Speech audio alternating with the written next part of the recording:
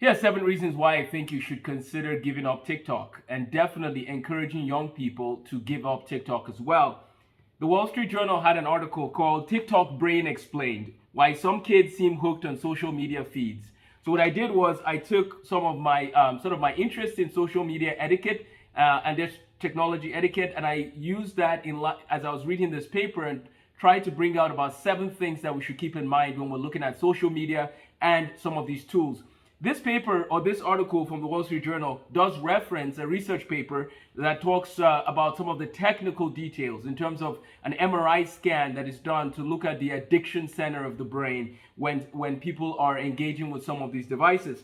So let's look at 7 quick reasons. Number one reason why I think you should consider giving up TikTok has to do with the issue of focus, the ability to focus. I believe that when people are using things like TikTok and so on, where their attention is broken down into smaller segments, they're looking at funny short videos here and there and the other, it will be harder to read a book later. And if these are students in school, we definitely know that they might have problems with trying to focus and do tasks that require that intense focus. This is discussed briefly by Carl Marcy, a psychiatrist at the Massachusetts General Hospital in Boston. This is what is stated: it is hard to look at increasing trends in media consumption of all types, media multitasking, and rates of ADHD in young people, and not conclude that there is a decrease in their attention span, right? So there's sort of this conversation, which you've heard, I'm sure, through the years. Can some of these devices and gadgets and social media affect the attention span? I think anecdotal evidence is definitely out there. And I can even testify to the fact that when I watch maybe a shorter YouTube clip here and there and so on, my attention span is affected. So that's definitely one reason to keep in mind. We want kids to be able to focus. Number 2 is not just the issue of focus, it's the issue of instant gratification, right? Some of these videos and platforms are giving them things that bring them some gratification, right? We talk about things like dopamine release. And so we need to encourage children to learn to wait, to learn to be patient. Number 3, this personalized type of, the algorithm system we use, where it personalizes the types of video you get, that actually is part of what they're finding out to be a problem. The idea, it's not just that you look at a video and it tells you, okay, you've watched this video, here's some random video you can watch now. No, it's you've watched this video, so here's a video we think you will like based on this video, and so on and so forth. And some of these kids don't have this, they not build some of the skills to be able to say, I don't want to watch anymore, I'm done, right? So number 3 is actually part of what the research paper talks about, which is what happens when we tailor things, we personalize the algorithm to the youth that are watching the video, and what does that do to them in the long term? That has some serious concerns we should look at. Number 4, when kids do things that require prolonged focus, such as reading or solving math problems, they're using something called directed attention. That's what this article says. Directed attention is the ability to inhibit distractions and sustain attention, and to shift attention appropriately.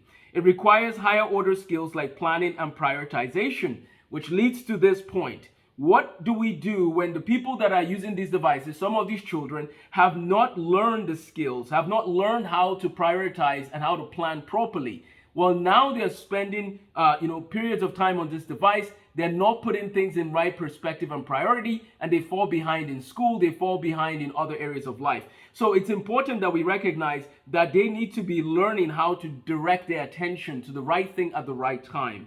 Number 5, Dr. Manos, who's referenced earlier here, a clinical director of the Center for Attention and Learning at Cleveland Clinic, said that the ever-changing environment of TikTok doesn't require sustained attention. If kids' brains become accustomed to constant changes, the brain finds it difficult to adapt to a non-digital activity where things don't move quite as fast. Sometimes now, when we look at this issue, things are moving very fast, but kids need to learn that that's not how life works, right? Again, I'm just proposing sort of my analysis of some of this. They need to learn that there's times to just be quiet, to be still. It is okay to be bored. They need to learn that. Just pause. Breathe in, breathe out, enjoy enjoy the trees, enjoy your surroundings. Some kids are just going. They don't learn to pause.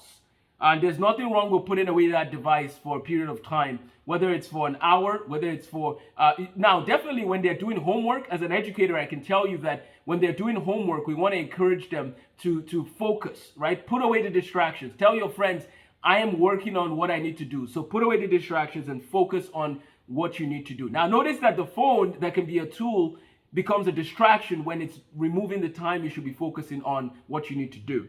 Number 6, part of the problem with TikTok, YouTube, and so on in an excessive use format is that you're basically giving the kids like candy store material, like they're just getting a lot of candy over and over and over again, right? Now, if you know anything about chocolate, which I like chocolate, but when you have too much chocolate, you feel sick, you feel terrible, right? And that's what partly happens, especially with time management, which we'll discuss in my in a different video in detail.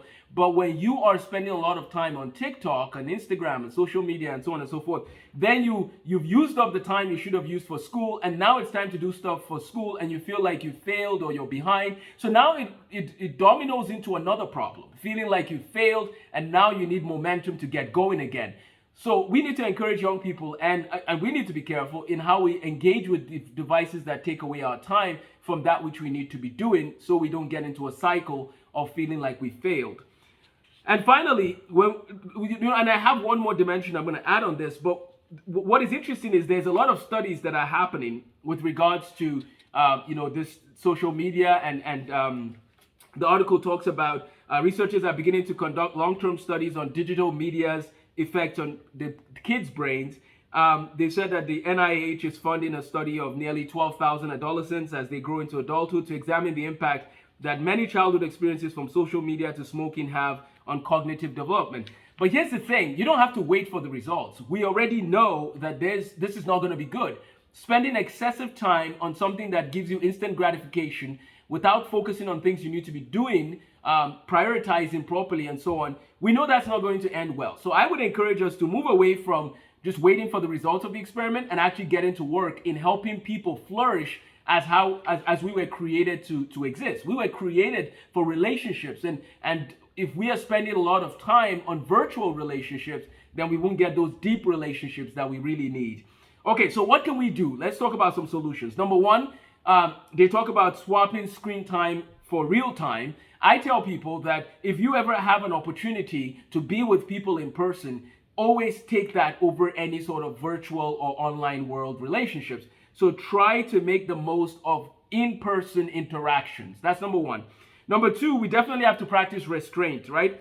So when your child's brain, it says, won't inherently want to set aside a device that is delivering entertainment, but we need to teach them how to stop. Now, we ourselves have to model that properly for our children.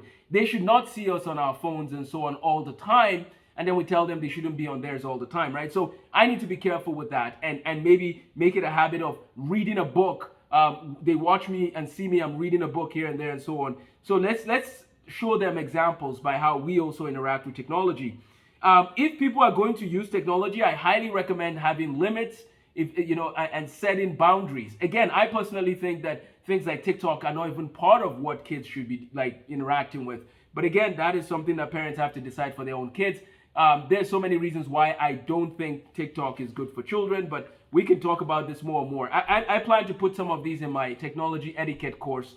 And our school, which was starting, has an online option. So I do know the importance of technology, but our school has an online option. And in that online option, I will be spending time talking about technology etiquette as one of the courses for students. So we need students to realize that there needs to be limits in whatever they're engaging with technology.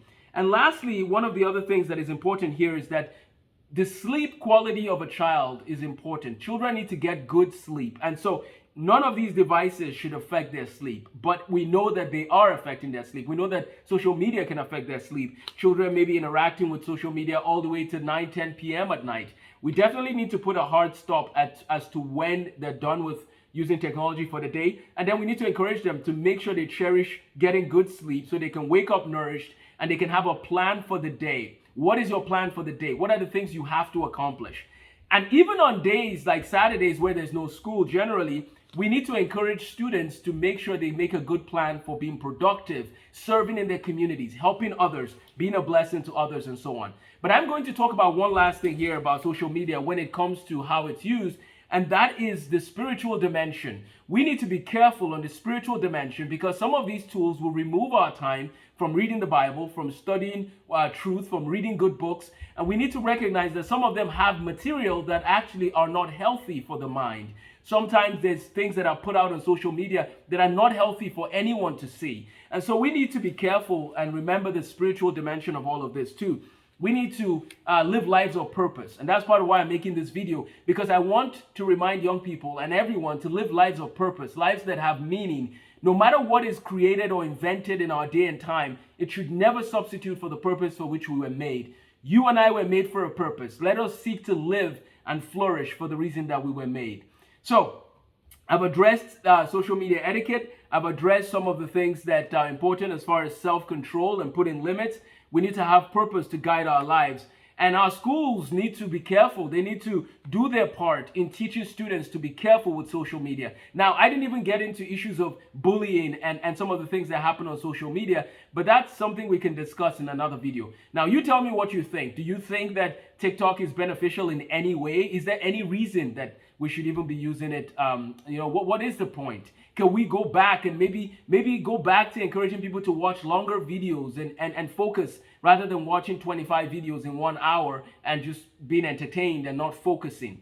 So this is a very important topic, dear to my heart, as you might see. Let's see what we can do to encourage young people to make the most of the lives they've been given and to be careful with how they interact with technology. Have a blessed day, and please look at the link in the description if you want to see my website. My books are there for free on my website, and the information for the school we're starting is also on the website. If you want to support the work we're doing in education, feel free to use the link in the description as well. Feel free to send me any emails, questions that you have. Have a wonderful day, and God bless.